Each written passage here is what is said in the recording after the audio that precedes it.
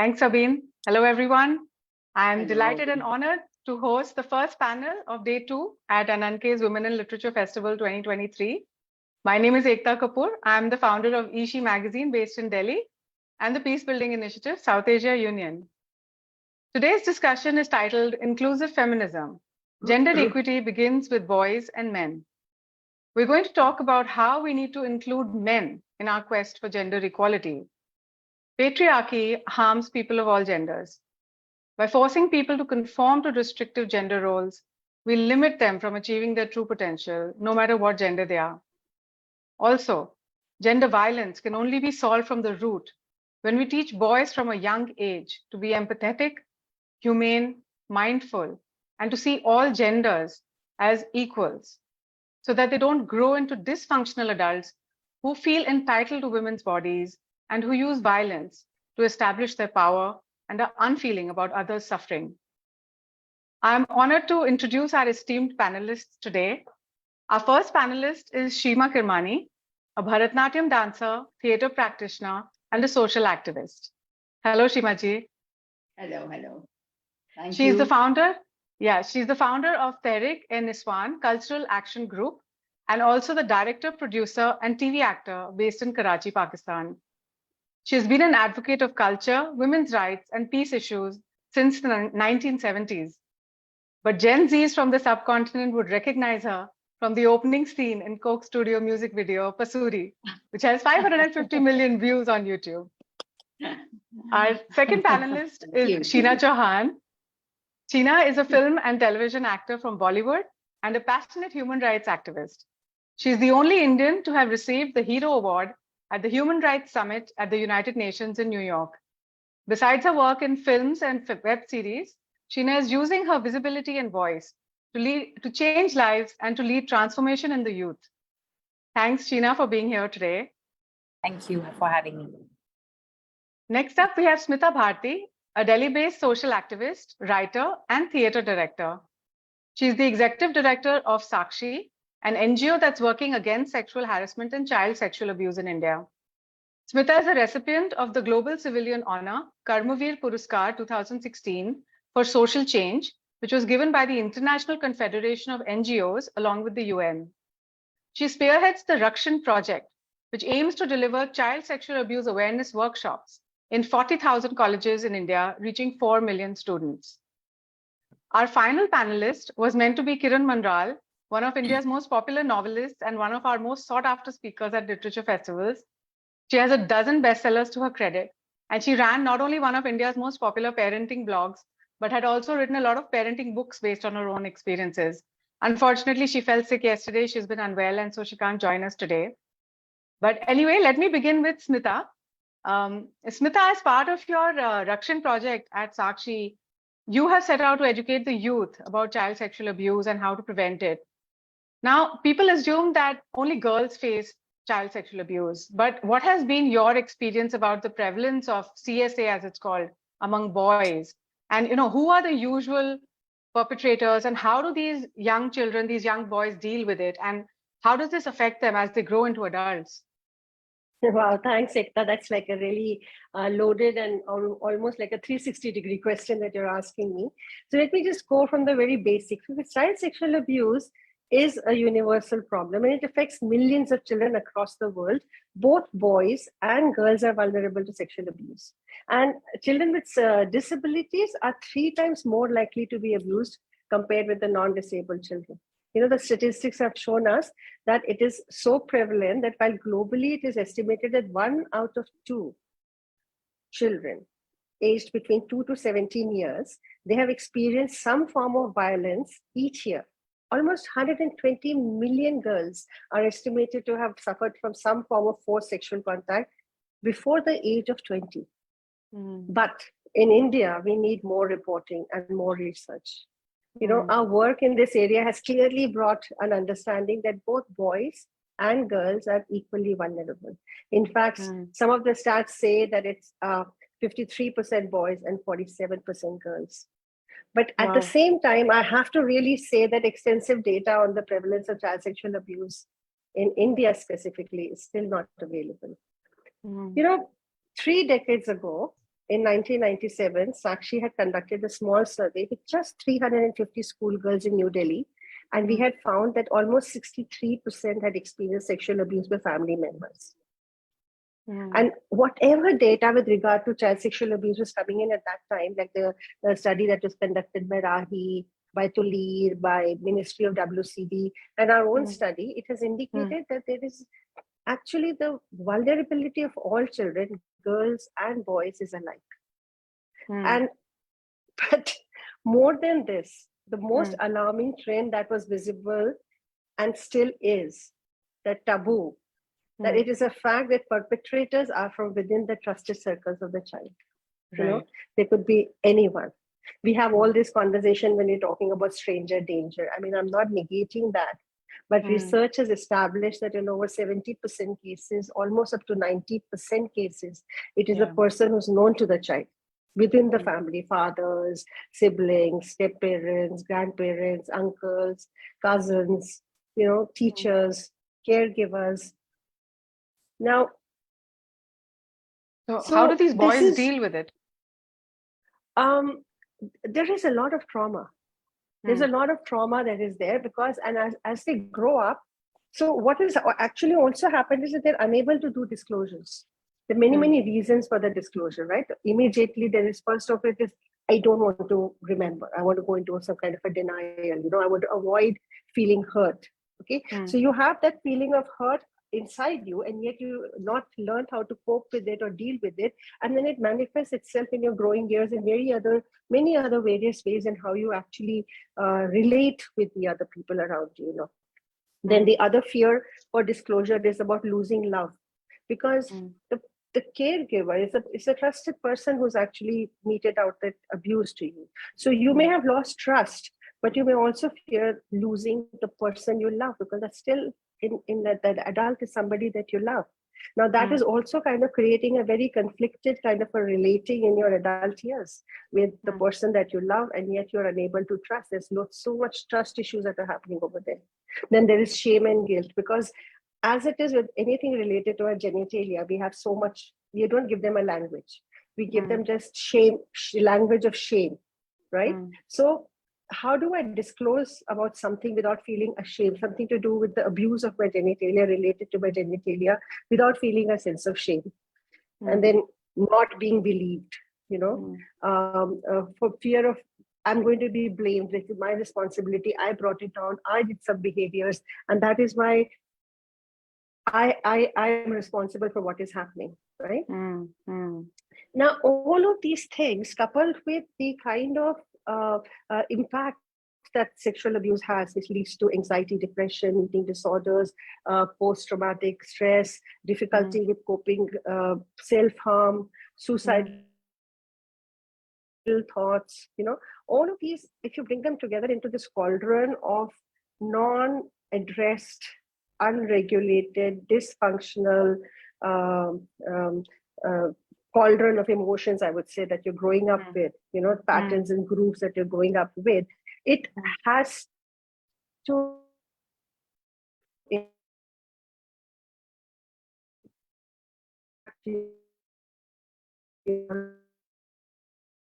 Sorry, I think Smita, we're losing you.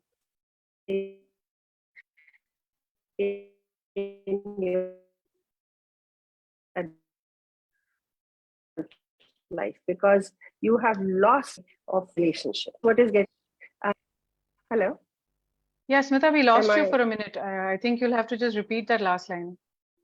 Yeah, so all I was saying was that if this is the cauldron of unregulated, dysfunctional experiences that the children have grown up with, when they come into their adult life, they have really no pathways.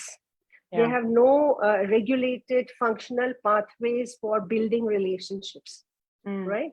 And that definitely has to result in violence of many types, violence of many kinds, because they themselves inside them do not know what it is to do when they are faced, when they have experienced it. There was really no hand holding that's happened, because denial, silence, shame, stigma has kind of created a cover over that. right? Mm. So they've not been able to deal with any of this when they're in the adult life, and that's when. So this is the reason that we rolled out the Rakshan project. We said that we need to build a brigade of young adults who are equipped with the skills to recognize boys and girls. How can they recognize? How can they address? How can they identify, de-escalate, and redress child sexual abuse? How can they build safe spaces for themselves, resolve the trauma that they have experienced? If 1 out of 2 has experienced it, we need to take that traumatic experience and give them pathways for resolution, right?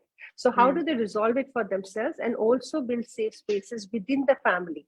If it is happening within the trusted circles, how can we build safe spaces within the families? So yes, this is the kind of a pathway that we're trying to build through the Rakshan project that we are implementing right now. But looking at the effect of CSA on little boys, I read somewhere that people of all genders are actually raped, but 99% of rapists are men. So I think it's safe to assume that most of these people have undergone or have gone through CSA, maybe perhaps in their own childhood, and that's how this violence is coming out in the later age. Absolutely. Which is unresolved, like you said, cauldron of emotions that's unresolved for years, sitting behind. It's great that you're addressing it through the Rakshan project. But there are other aspects to this. I'll just come back to you. Let me call in the other speakers as well and look at it from another angle. I'd like to call in Sheema ji here. Sheema ji, you're a Bharatnatyam dancer and you've been part of the South Asian cultural scene for several decades now. I'm sure there are a lot of benefits for people of all genders if one starts learning these traditional dance forms. These are our traditional practices that have a wealth of there are reasons behind every single action and every single step. But the question is, are they equally accessible for boys and girls? And please tell us a little about this gender aspect of traditional dance forms and how is it playing out for today's generation? Yeah. Well, I think as we all know, Pakistan's situation is so complex in so many different ways. The very fact that how we look at dance in this country, is a difficult thing to talk about because so it's not acceptable either for women or for men. But yes, of course, in a lot of different ways, it is because once a young man or a young boy comes and says he wants to learn dance, so one is classical dance. So there's this whole thing about its association with Indian culture and non-Muslim culture and things like that. But leaving all that aside, if we just talk about the gender issue.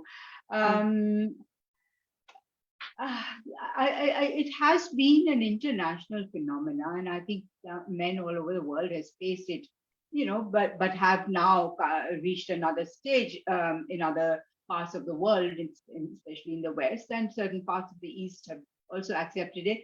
But in Pakistan, for a man to say that he's a dancer or he wants to learn dance becomes kind of very, everyone thinks, so that means he's gay.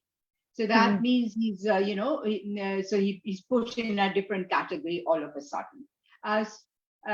So this issue that, dance is only meant for women because it should be only feminine and beautiful and this kind of contradicts the whole theory of dance that exists, especially in the classical genres, that when a dancer comes on stage or when a dancer performs, he or she is kind of half man, half woman, really, and that you can express both very strong physical movements as well as very soft physical movements, and they're not necessarily that it's only a woman who does this kind and a man who does that kind. So then all this theory gets evaporated, when you just say that any man who wants to come and learn dance is as a gay man or. So I think that is the way it is really looked at. And even today, it is very tough for young men to declare themselves as dancers and to take it up kind of seriously. While at the same time, when women want to become dancers, they are considered, loose women, and it still goes that way. So I think, in a sense, both face a lot of problems and a lot of taboos from their families, from the social setup, from the whole environment as such. So it's just sad that something as beautiful as dance, which can just allow you to actually delve into yourself and be able to, like Smita was talking about child sexual abuse, and I think dance can actually heal the human body and mind in so many different ways if we just allow this to happen to ourselves. But and we, it is known that all over the world, dance is used as therapy. Music is used as therapy for sort of harmed bodies, for pain, for suffering, for mental health issues.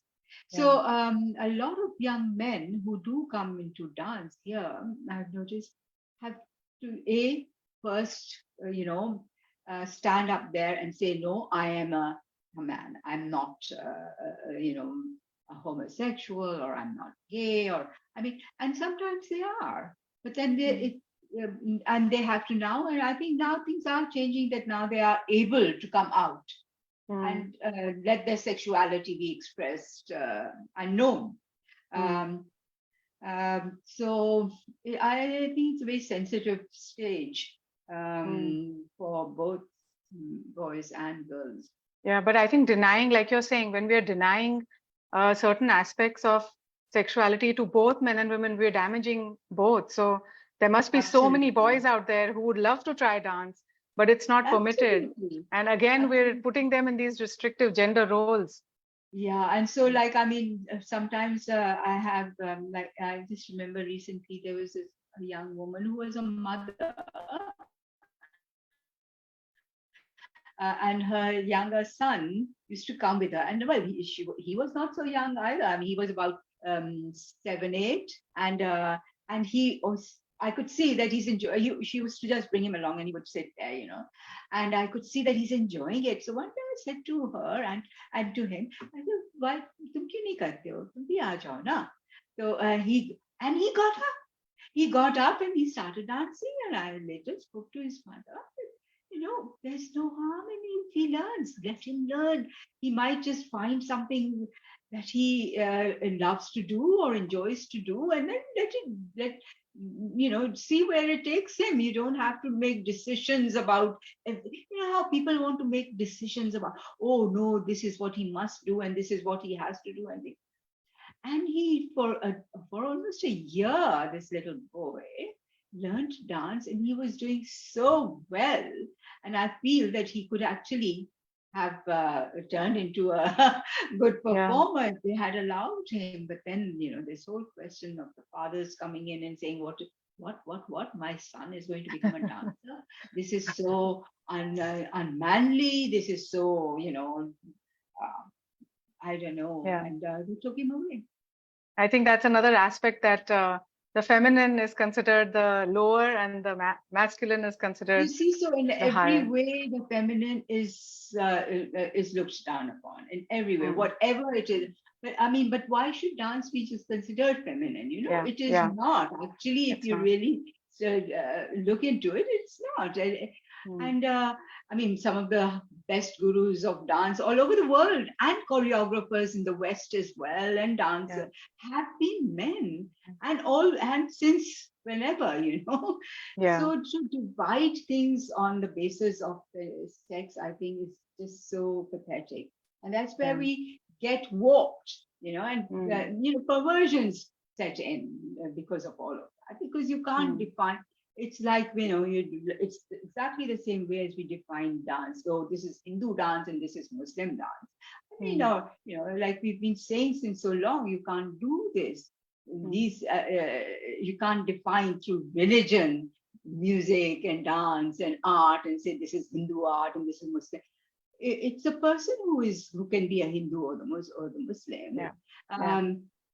So these are kind of things that we need to really bring back on the table to keep on, thrashing through and pushing out that don't do that, and what happens when you do it, and how we divide people more, and how we create more enmities, and how more divisions and hatreds we start doing, instead of being on the path of creating togetherness and love and harmony, which all of this as well, dance and all, is a way to all of that.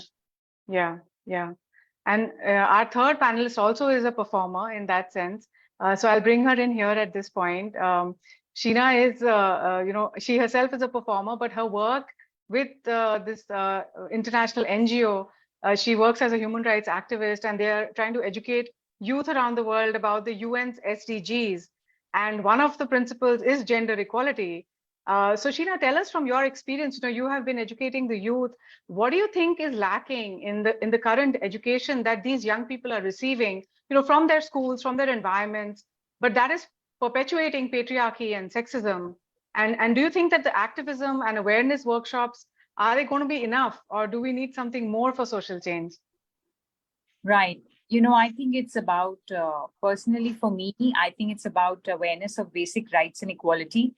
And I really feel that it begins with education and awareness. And when you are empowered yourself and you're educated and you're aware, only then can you stand up and make others aware, or even stop something from being violated, because you know that it shouldn't be violated, So that is, me, education and awareness is something I feel has been my successful action. And I'm privileged to have been the human rights ambassador for the largest non-governmental organization in the world for almost 10 years.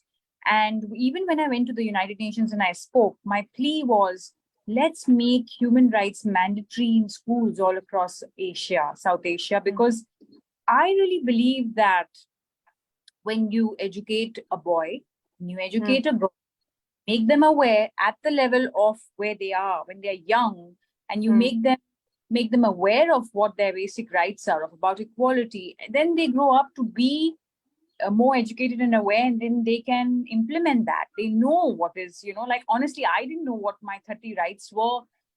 If you ask me, okay, how many rights do we have? I'm like, maybe 1 or 2. But, like when I came across the United Nations Universal Declaration of Human Rights, I was like, okay, these are the basic rights. Okay, this is knowledge is power. Even, history shows us that Gandhi did it using knowledge. He did it in freeing millions of Indians from, foreign domination. But I'll give you a small story. So I go to slums and I work with kids there, and I show them the human rights, films, and I do workshops and stuff like that. And there was a little girl, she came up to me and she said, I'm being told by my father that till I'm in the 5th grade, I can study. And then after that, my brother would have to, he could continue, but I have to get married. And, I don't know if I have the right to even dream, So like that girl, when you were showing her the right to education, now like making her aware herself, you have a right to education. You can speak up, you can communicate, you can put your foot down, and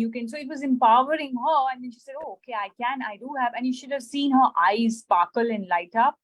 For me, that little moment made a lot of difference, because I could see that she was inspired and she has to fight her battle. But all I'm trying to tell you is that for me, education, awareness is the key. And I really stand for making human rights mandatory in schools. I'm doing a project I want to share with you. I'm very excited about, which is we are launching and working with the largest film school in South Asia called Whistling Woods. Now they have turned out Oscar-nominated students. So we are going to be doing, the principal is interested in making it a part of the curriculum, which means they will take these human rights films that we have and then make it in Hindi, and then make it a school curriculum. These United Nations Universal Declaration, the goals that the UN has, the goal we have so how can they then take that and then implement it? And then she said, oh, we can then make one person go and talk to 10 more schools. And you know, that's like starts with one. And then so one student does it, goes and, you know, makes it a part of the curriculum. And then, so I just think that's how positive change will begin. I just think that Nelson Mandela also said that education is the most powerful weapon to you can use to change the world. And I believe in that. And I think that is the answer for me towards, you know, everything that we are talking about today. So yeah, education, that each person should know at least what their rights are, which most young people in the country they're not aware of what their rights are to begin with. Actually, that's a good point that I can bring back now to Smita, because Smita is also an educator, and they're also doing other projects or raising awareness. So Smita, you know, you once told me that at Sakshi, your focus is on systemic interventions instead of working on one individual at a time. And I found that a very fascinating concept. What are some of the systemic issues in South Asia that propagate patriarchy and gender violence among the youth? And what are the kinds of systemic interventions like you are trying to make and that governments and authorities should undertake?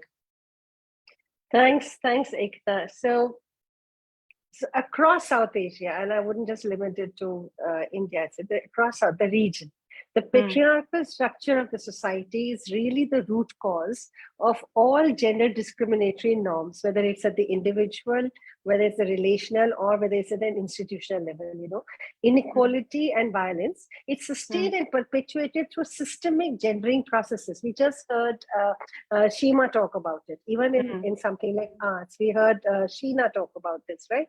Now, internalized misogyny and embedded sexism, it really calls for creating programs that provide for active and sustained engagement, which critically examine these rigid gender norms and imbalances of power in our society. And we actually are able to then take proactive steps like what Sheena, you're talking about, Shiva, you've done, and what we are doing here with the Russian project.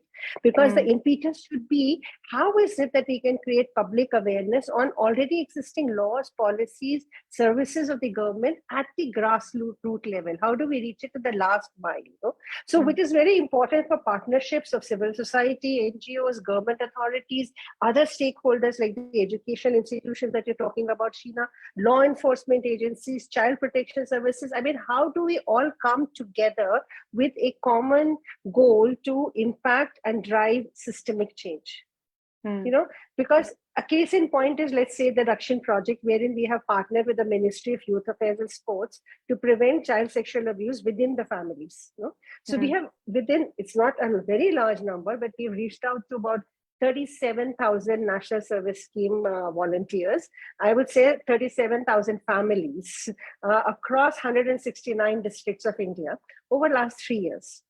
And the access that we have, if it all comes together, the access that we have is really enough to create a social tipping point, because we can access 40 lakh boys and girls every 2 years and educate them on how is it that they can actually read this internalized misogyny in their everyday life. How can they actually identify the embedded sexism? How is it that they can, you know, take proactive actions to not only counteract it, but also to interrupt the violence that is ensuing from there?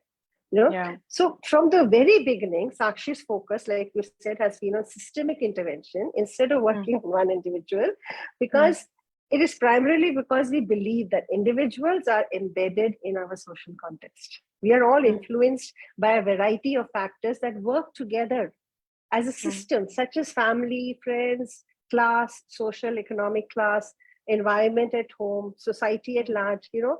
So all these factors influence how we think and we act. So we focus on examining these social structures and address the root causes of gender inequality, which is actually the only way that we can actually reshape the unequal power relations. And this really has been the overarching approach that has defined all our programs over 3 decades, you know, as far back as when we did the Asia Pacific Advisory Forum, and today what we're doing, which is the Russian project. So in 1994, with the support of the Chief Justice, and that's the program I was talking to you about, with the support of Chief Justice of India, we had carried out an extensive study and focusing on determining the need for gender equality education for members of the judiciary. And the research did establish that there is gender discrimination which exists in judicial decision making, right? Yes. So yes. in 1996, we spearheaded the Asia Pacific Advisory Forum for the Judicial Education on gender equality for judiciary of the 5 countries of the region: India, Pakistan, Nepal, Bangladesh, and Sri Lanka. Sri Lanka. And it really, the process enabled us to explore ways in which to make law and legality understandable and accessible to men and women. It gave women, specifically women, a voice through the education meetings, which brought home that there is a social reality of women who experience the impact of this internalized misogyny and embedded sexism deeply, and who experience the violence of it, and it brought it into an awareness with the people who are actually sitting on judgment on them. So I would say, and now with the Rakshan project that we're doing right now with the ministry, so it was about if child sexual abuse is happening within the families, okay? Yeah. And that is really creating dysfunctional pathways for 50% of our population. How is actually 100% because the women are affected? So absolutely. And so can you just imagine the impact of this shadow pandemic we're talking about over here? Right. And we really need to build very strong pathways. Everything that Sheena said that she's doing, everything, all of us have to come together. And how is it that we can enter the family, each family? Now, somebody coming from outside and telling me what to do, I'm not going to listen to that. But going to one family at a time also is an impossible task. So how do we create a systemic approach to it so that they all, it's like a, it's a consolidated drive, it's a push, it's an impetus, it's a force, it's a social tipping point that gets created, because that's the only way we can bring about swift change. We can't wait for another century for this to happen. We need it now, and we need it today. Yeah. And I think if you look at the examples in the West, that's how they've achieved it too, right? In many places, because of systemic interventions, you give parental leave, you allow women the equal opportunities give them all the resources that they need. And I think it does create equality in society as well. I know that you have to leave. So I'm going to actually ask you another related question before you go, that since you work mostly with the youth and the young people, what do you think has been the effect of the internet and the social media in the last 2 decades when it comes to gender discrimination? And has exposure to the internet made people more broad-minded or progressive, or has it made them come up with different types of harassment and made things worse, actually? Actually, I'm going to combine my answer to both online, offline, and go a little more expansive than this, because so in India, we have the largest gender gap, right? 46% when it comes to accessing mobile phones and internet in South Asia, right? 79% of Indian men have access to mobile phones as compared to 43% of women. And only 24% of women have access to smartphones. And then even when they have an access to a device, only 11% of them would probably have internet access. Okay, so this is the kind of huge digital divide that we are talking about over here. In our social context over here, right? And the price that the girls and women are paying on account of it is of epic proportions, because the wider ramifications is on I'm not just going to the harassment, I'm going to the ramifications is on education, its ramification is on health, ramification is on economic independence, right? And all of these contribute to how is it that I actually become susceptible to abuse and violence and harassment, right? So I'm not going to get into the too much into the argument about how internet and social media is a boon or a bane, but I want to highlight a connection between online harassment and digital divide and the resultant gender discrimination. Because online violence against women, what is it? It is essentially an extension of the offline violence, which is directed at women because of their gender. It targets sexuality, it reduces them into sexual objects, it reinforces gender stereotypes, right? And online violence often leads to women being silenced or self-censoring of their opinions because of fear of backlash, right? Now, this violence and abuse, it acts as a barrier from being able to exercise our right to equality and freedom of expression.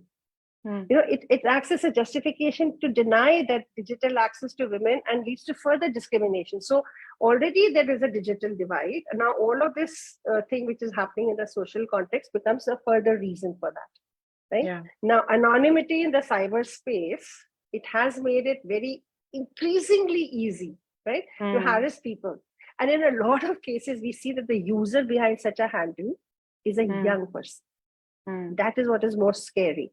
Yeah. And there is enough and more evidence to establish that, because in one of the NCRB reports, the reported cases of cybercrime in India increased by 6% as compared to the previous year. And then the cyberbullying is such an issue because there was a study done by McAfee in which 45% of the participating children in India said that they had cyberbullied a stranger. Whereas worldwide, the number was 17%. Wow. Okay. Now, these are very, very difficult numbers that you're looking at over here. But just to say that this is access to the digital medium, which is making this happen, is actually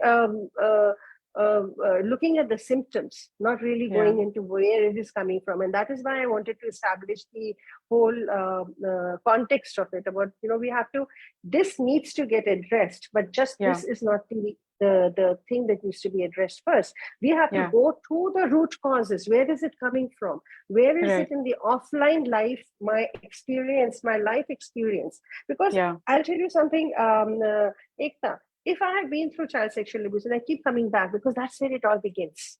If we have to interrupt this violence, if we have to interrupt the cycle of sexual violence, the cycle of gender-based inequality, gender-based violence, we have to really go down there to child sexual abuse, because that is where I lose it all. I lose my sense of personal autonomy. I lose my sense of personal boundaries. I lose my sense of trust. Then I will accept anything. I will accept sexual harassment at workplace because I think I have to manage it, because it's been normalized in my childhood that I have to accept and manage it, right? Nobody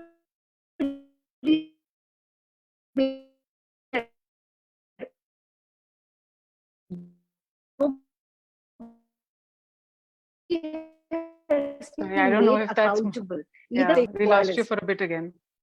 Okay, so I'll say throughout my, then if I have accepted it and nobody has been held accountable in my childhood, then in my adult life, whether it is workplace sexual harassment, whether it is sexual harassment, whether it is cyber harassment, whether it is domestic violence, whether it is intimate partner violence, I will either be a perpetrator or a receiver without having to, without having the cognizance, understanding that, somebody can be held accountable and this can stop, or this can be interrupted, or there can be an alternate way of living. There can be an alternate reality, right? So all of this is really very, very connected. And definitely, like you said, that's why you're looking at this systemic intervention, because the problem is so large, and the internet has only given one more way of perpetuating the same cycle of violence in other ways. Yes. So and I just want to wrap it's good that you're saying, creating this awareness. Please. So I just want to add something to that, because that what we are doing in the Rakshan project is not only building up an understanding of being able to interrupt the cycle, recognize the behaviors, recognize your agency, that you can do something about it, you can stop it. Not only the cycle of violence, but intergenerational trauma. We can stop it. We can change our behavior. We can change our responses. We can change how we relate to others. And all of this is through equipping the youth with the 21st century skills that we're talking about today. Negotiation, mediation, dialogue, de-escalation of violence, conflict resolution, critical decision-making, language, the rights-based language as opposed to the language of morality and shame. understanding that this is a violation of my constitutional right to equality. That if somebody comes and exhibits this kind of behavior, or if I'm exhibiting this kind of behavior, then I'm actually violating the constitutional right to equality. I have to give you one small story before I just end. We were delivering this workshop in a very conservative geography, in a very conservative college. This young girl who stood up, and she said, Smita, I encourage everybody to call me by my name in the workshop. She says, Smita, it's for the first time I've understood that my own sense of shame is actually violating my right to my constitutional right to equality for myself and my sister. And I said, how so? She says, because I am so ashamed to articulate and use the language of sexual abuse, indicate what are my physical body parts or what is the action that is being taken, that I let it continue for myself and my sister. But today I've understood that that's a language of shame, and I have a language of rights, and I can speak those words, and I can actually just say no and stop and reclaim my boundaries. I mean, that's what is needed to be done. Thank you so much for sharing that story. And I think it ties up with what Sheena also said, that as long as we're aware of our rights, but you're giving these children, you're teaching them the right words, you're helping them to articulate. And I know that you have to go and fight some important court case right now. So we'll let you go. Thank you so much for being here. Thank you. And thank you, Smita. Yeah. Thank you for having me. Thank you. Lovely listening to both of you, Sheena and Sheema, and we hope to continue these conversations, Aekta. Thank you for having me. Absolutely. Absolutely. Thank you. Okay. Bye-bye. Bye-bye. So I'd like to now come back to Sheema, because, Sheema, we were talking about abuse of women online. And I think in Pakistan, that's a problem you can really identify with. Let's come to your role as the co-organizer of the Pakistan's Aurat March, which is something that's really inspiring for us in India as well. When we watch how much you guys have to really fight to even be there, it's really inspiring. And it's been growing over the years. Despite the opposition, we hear about all these, people making comments, people even attacking, personal attacks on the women, religious groups, political groups. We hear about these things, but still it's been growing, and the people who are following it has also been growing. So please share your experience over these past few years and tell us about this Women's Day. How was it compared to the previous years? How have things changed, and what has been the impact? Yeah, you're muted. You'll have to unmute.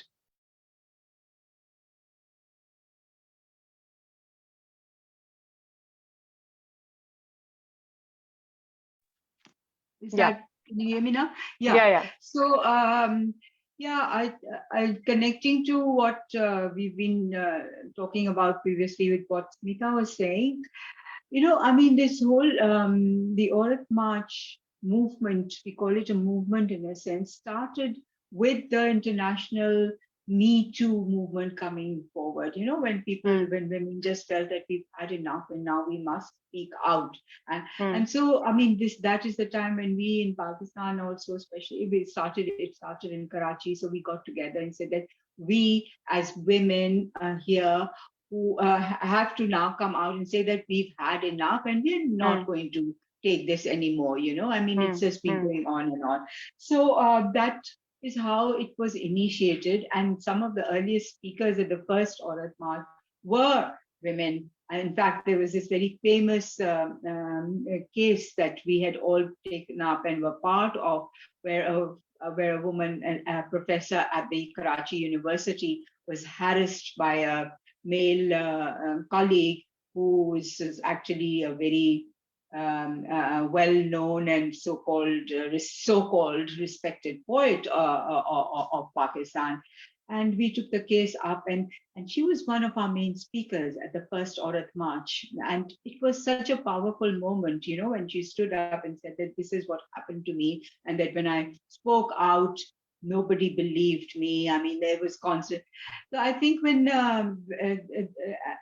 that was the beginnings of Aurat March, and then as it went on, we talked about more about violence on women, and slowly we also started to integrate all the other aspects of life that women have to face. Like, last year we were talking about the rising, this year, in fact, this March, we're talking about the rising prices, the total lack of control over keeping food prices down, which means that women actually had no social security. So we were talking about the work that women do, which apart from the work that they do when they go out for their employment work, the work that is done within the homes, which is totally unaccounted for, totally unpaid, and not even recognized, you know. Yeah. So I think what Aurat March has been trying to do in these past 5 years is to bring those issues on the table that have not even been, ever considered important enough to talk about. And so this year we did a lot of in the past year we did a whole lot. Sorry, of Sheena, I think your screen has moved sideways. You'll have to move your phone screen. Whoa. How do I do it? Maybe you can just stop the video and start it again.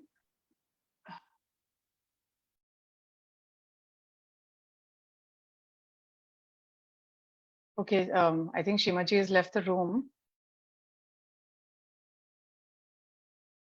Okay, while we wait for her, I'll come to you, Sheena.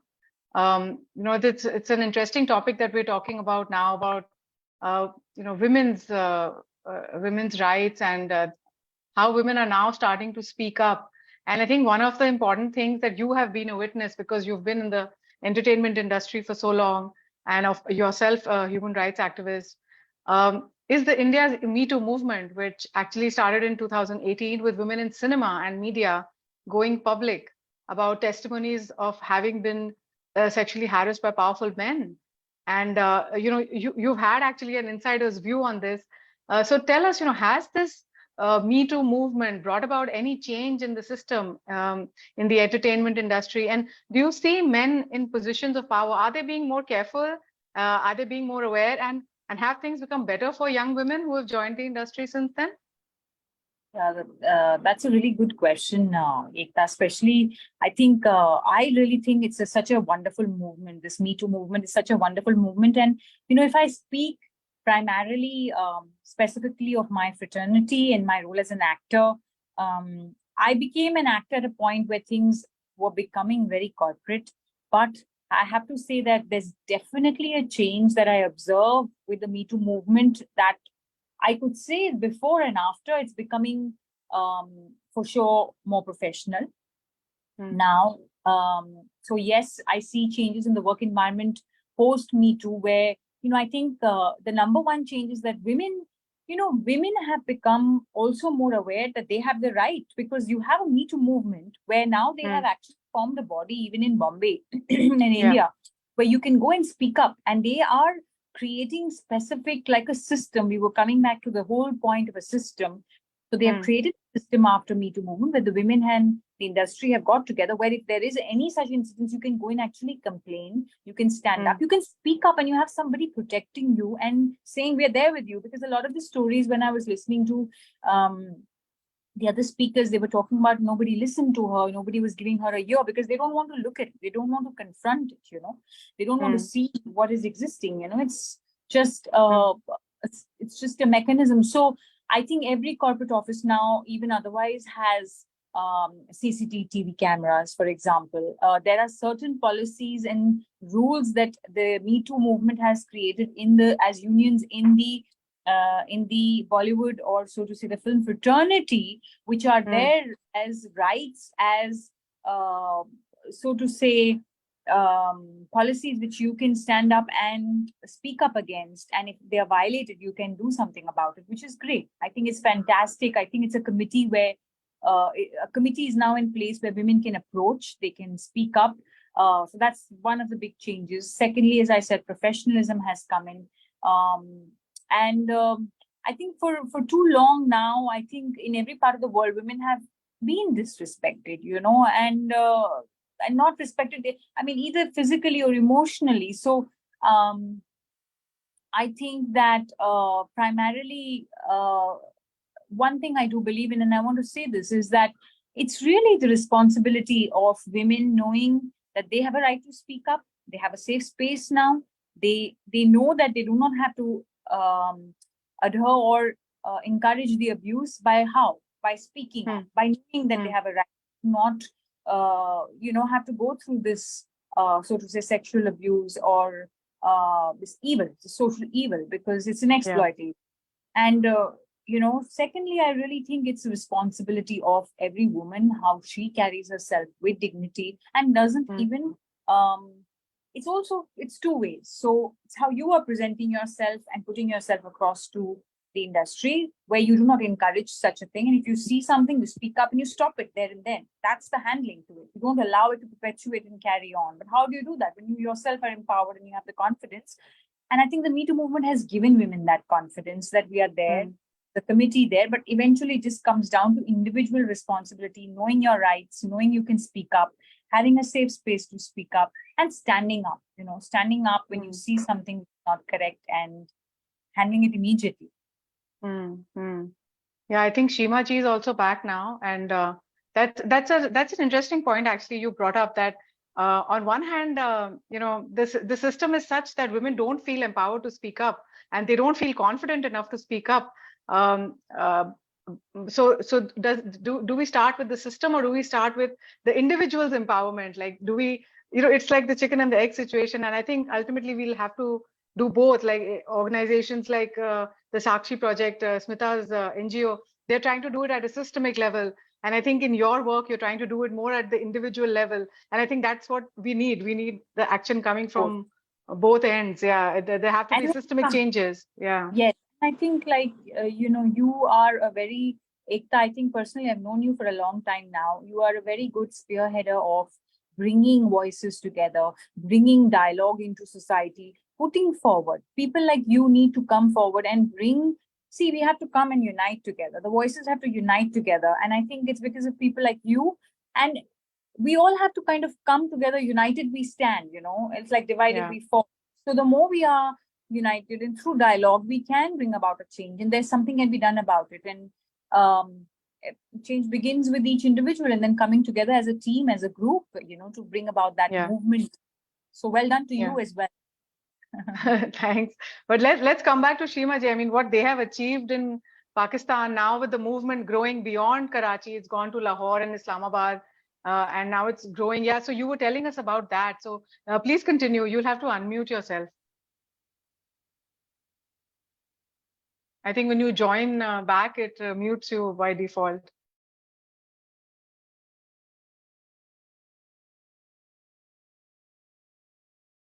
Okay, the mute button, I think you can just leave it, just leave your phone. Yeah, just leave it vertically.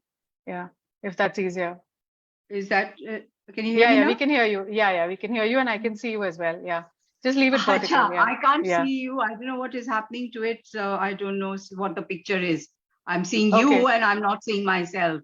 Somehow. Okay, no, because now it's vertical, so you're probably not able to see. It must be on speaker view.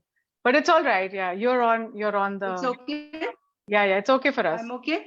Okay. Yeah. So what I was, I just heard a little bit about what you and Sheena were talking, and I was thinking it has to be, it is a dialectical process. The change of bringing the whole idea, the concept of trying to change human values. I mean, I think that's what Aurat March is actually also trying to do. We're changing human values of relationships at a level where things would become different. Can you hear me? Yes, absolutely. Is it okay? Yeah. And at the same time, we are also trying to get control over all the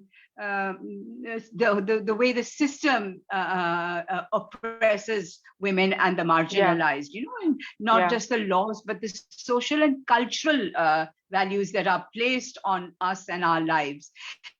So I think there's a huge fight that has to be fought, and what Aurat March has been able to do in Pakistan, I think, which is a huge step forward, is when women come out on the street and are this is intersectional, intergenerational, ethnic, interclass. It makes a huge statement that we've had enough. and that we are now ready to bring we're not going to take anymore. We're going to shame and name, and which is what we're doing. I mean, some of our political leaders, the kind of statements they come out with, the kind of things that they say have been so shocking. Well, it has been happening all since ever so long, when one of the rulers of the country actually said, oh, women of Pakistan are ready to get raped to get a visa for America. And then this other gentleman who sort of, says that if you wear small clothes, you provoke men to get raped. So, I mean, always putting the onus on the, never on the perpetrator, and so we just feel that everything has to be, we have to start trying to get, say that, you are accountable for this. We're not going to let you get away with impunity. This honor killing, this, even yesterday we were at a press conference where this was a boy who was killed. So, with your theme of your talk about how it affects the male sex also, this patriarchy, how it affects the male sex. I think that's also very important to talk about. And I'm so glad that you included this theme in your conversation, because we talk about all that women face, but actually what women are facing is coming from the men who themselves are then in a sad feel that they are, that the whole society has castrated them, and made them feel half human. Because if you don't find the femininity in you, the feminineness within you, which is the nurturer, the gentler, the softer, the loving, the giver, then you actually become just one very almost despicable kind of a being, who is only using power to just get what he wants, and he can never be happy with it. I mean, last night I was talking to a friend. I was saying, how can a man enjoy rape? A sexual act, an intimate act, should be pleasurable and beautiful for both parties, right? But when somebody's, so obviously we know what happens to a woman, but what happens to a man? What is he going through when he's forcing himself on a woman?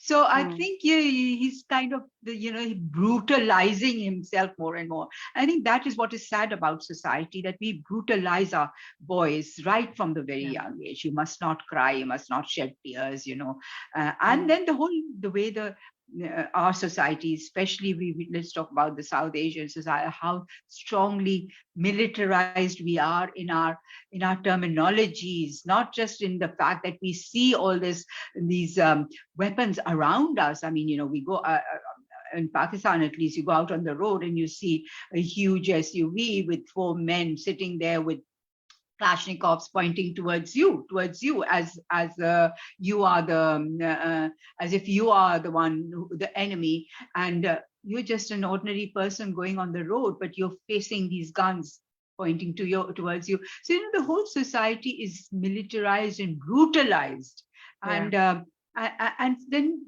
which to me means that you can't have normal relationships with each other, and which means that you're losing out all the beauty of life and living. So I think we need to talk about these things, and we need to see what we are doing to the boys, what we are doing to the sons, and what kind of men then they become. Of course, they are not men that we want. We don't want such men. But then are we in the process creating these kind of men, and by we, I mean the whole environment, the whole society, obviously not just women by themselves, but what patriarchy is doing, and what militarization is doing to us. I mean, we never talk about these things, that when you use the kind of words that we use, the kind of abusive words that we use, what it does to us, how it demeans us, and some of the worst abuse words, cuss words, are related to women, and yes, I mean, and it's so shocking. In fact, I was thinking last night that we, as women, if we want to use cuss words, we should, turn it all turn around and talk We need about a new men's, vocabulary. Yeah. well, Yeah. yeah, exactly. Yeah. But since you're an artist, tell us, how do we use art, music, dance, how you've collaborated for this Pasuri video, for instance, it's a collaboration Yes, across yes, across genres. So yes. how can we use these beautiful forms of art and music and dance to influence the men in our societies, that everybody, women are also equally deserving of dignity and respect? And how do we bring about this 100% humans in our societies? Yes, well, I mean, this has been my journey. I mean, when I started thinking about rights issues, I was already I considered myself an artist, and so I just felt that what is the role of an artist in history? Don't we use our art?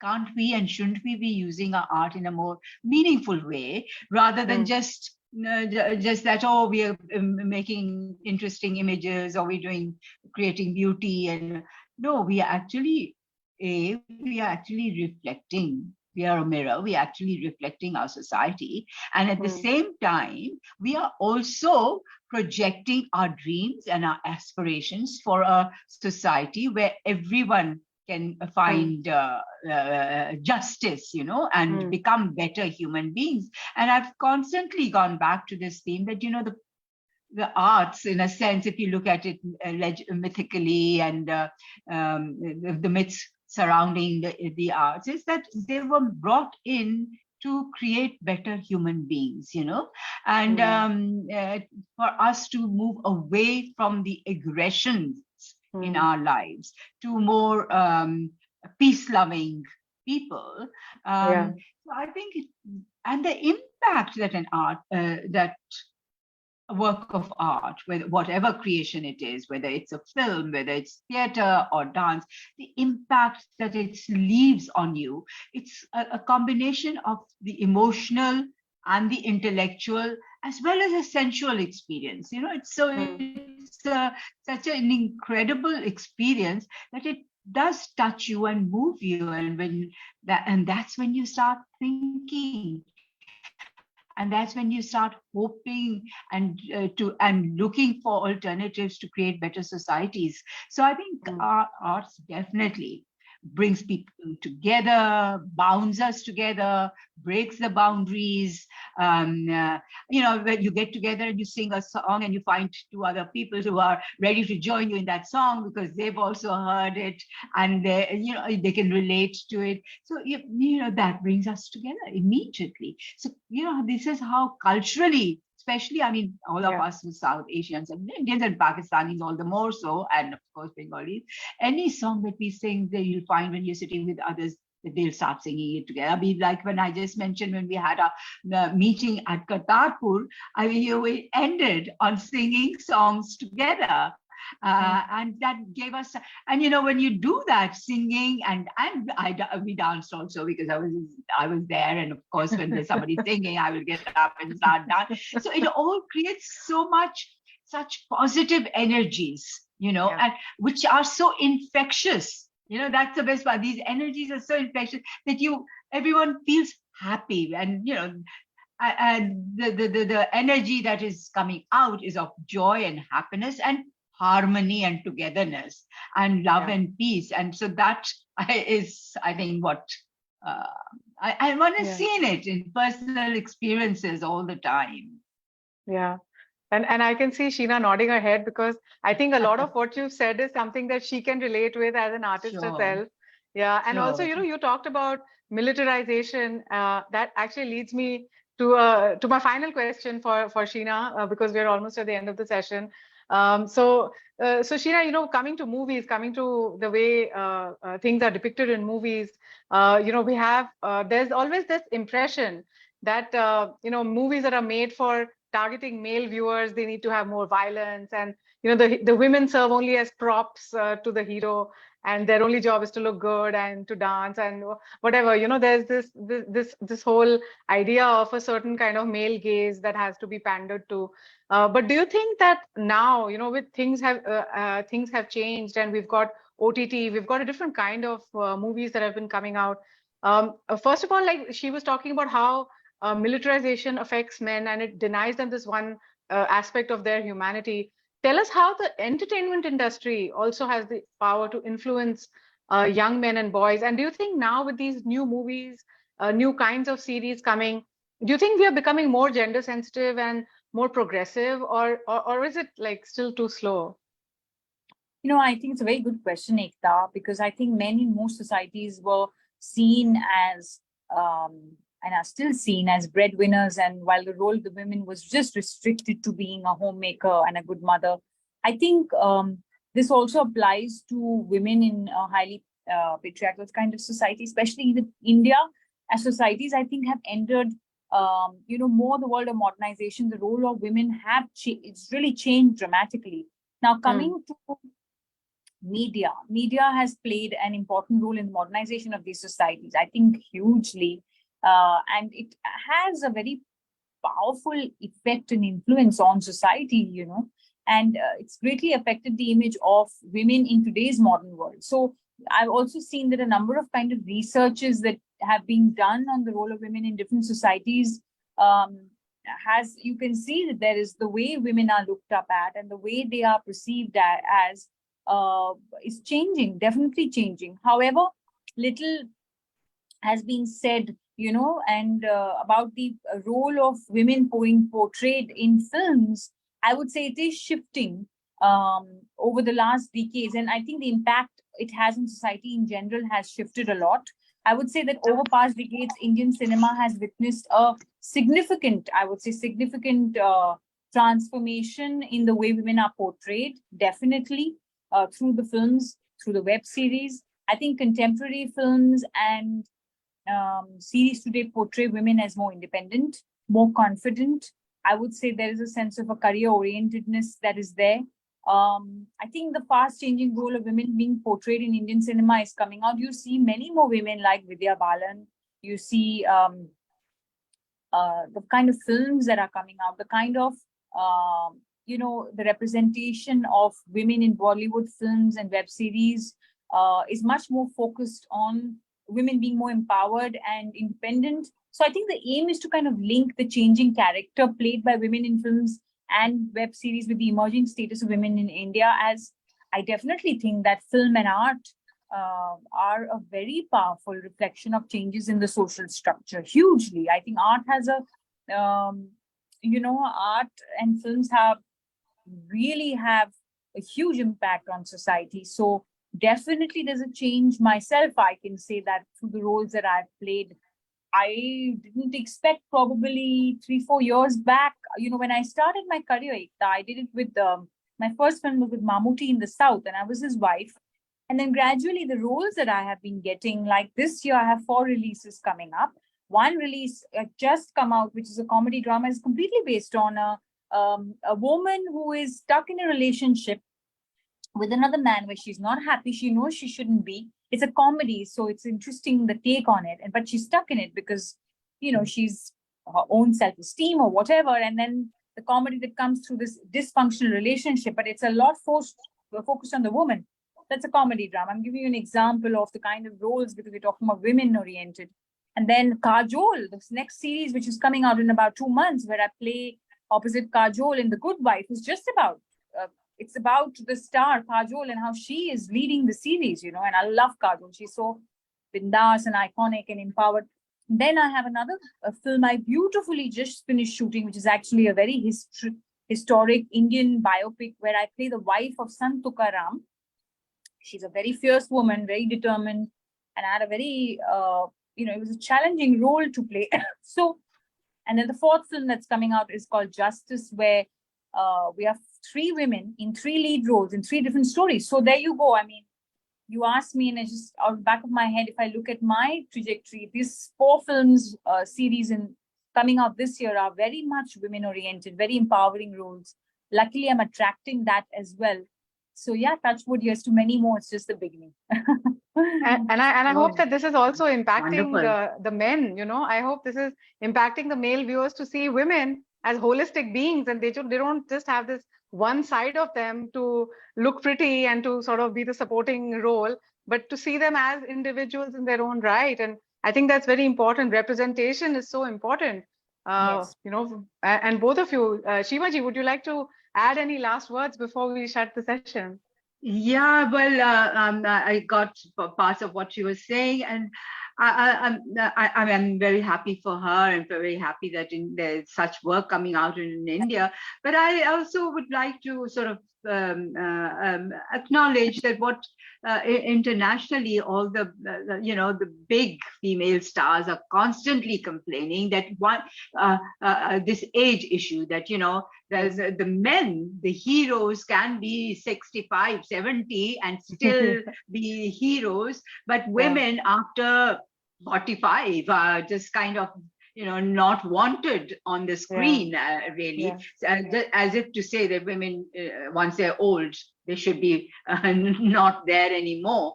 But things are, of course, I mean, to end on a positive note, things are changing. While I do also want to say that in my, especially in Pakistan, that the media is so patriarchal. It's just so patriarchal and so bought over by money and the consumer market. I mean, people say to me, "Oh, but we don't. Who will want to watch this, or who will?" My argument is that you give them good stuff, they will want to watch it. When you only give them what happened when Star and all that had started, and those kind of family soaps that were all over, and everyone was watching them. In fact, all over, South Asia, everybody was watching them. It's not that people, I mean, it's because that is what you were giving them. And when you watch it over and over and over a period of time, that's what you start enjoying. So if you give them something different, I mean, I think the role of the media and the power of the media is so strong. You were talking about Pasuri. So just to bring it back to that, I mean, I've been at all of this for the last 50 years, but something like Pasuri brought another dynamics to to make me understand all that I was trying to do, how it works now differently. A whole generation of people are watching Pasuri, and almost all over the world. Strangely, I mean, it's been done in various countries of the world, not just South Asia, even.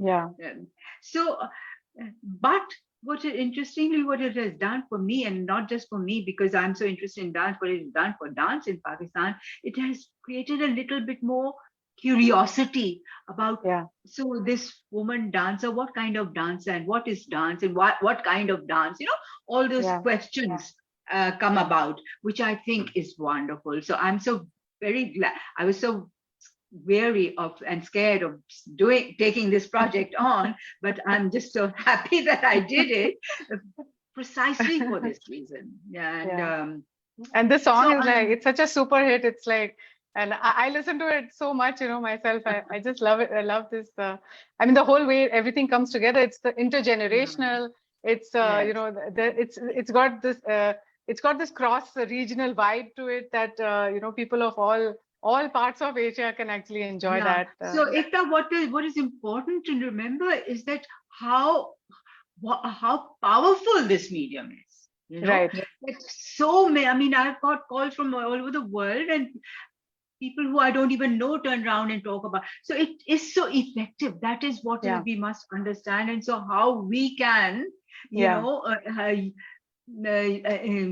integrate it in our ways of promoting and projecting rights issues, of promoting and projecting equality issues, sexual rights, and and this whole concept of what is masculine, feminine, and why is it separate, and what do we have to separate it, and creating better human relationships, because that is at the end of everything, I think.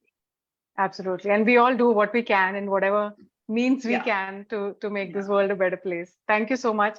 Thank you, Sheema ji. Thank you, Sheena, for being here today. And I'll hand it back to Sabine now. Thank you. Thank you. Thank you so Thanks, much. Sabine. Thank you so much, Aekta, Sheema ji, Sheena, and Smita ji, for this amazing conversation. It truly was an eye-opening learning experience. So thank you so much. Sorry, Thank you. Sabine, that today my internet is giving so much problem. Actually, today is, I mean, this is Yom Ali Day here, and I think Yes. a lot of the internet is shut. You know, they've closed it down. So okay. I'm actually doing it on data. And so that's why there was a lot of. No, it's absolutely No, fine. no, it's fine. Yeah. We're quite aware of how unreliable technology can be. So Yes. Yeah. Okay. So lovely talking to you all. Thank you very much for this Thank you. opportunity. Such a Thank you. great thing you all are doing, and wish you all the best. Bye-bye. Thank you. Bye-bye. Thank Bye, you so Sheena. much. Thank you. Thank you. Bye. And Bye. lovely seeing you, Sheena. Yeah, you too. Nice to have all of us come together, and it's such a wonderful, beautiful morning. My day is made. Yes, many Lovely. more. Thanks. Many more. Wishing you all the best. And Yeah. thank you, Aekta, You for too. bringing us Yeah. together. Good job. thank you, Bye-bye. Aekta, for such beautiful curation, such beautiful both panels yesterday and today. Thank you so much for that. Thank you. All the best Wonderful, for the rest Aekta, of the and day. wonderful, Sabine. Okay. Bye-bye. Bye-bye. Bye. Up next, we have a pre-recorded session which will be broadcast on Ananke's Facebook page. You can just check out, go to Ananke's page. It's facebook.com/AnankeMag. And this is a fireside chat between Tamreez Inam and Sabah Karim Khan celebrating Emirates Festival of Literature. So stay tuned. And after that, we have another amazing pre-recorded session called Footprints in the Sands of Time, Arab Women in Literature, featuring Huda Fakhruddin, Jihan Bisaiso, and Leila Abu Leila. So stay tuned. Thank you.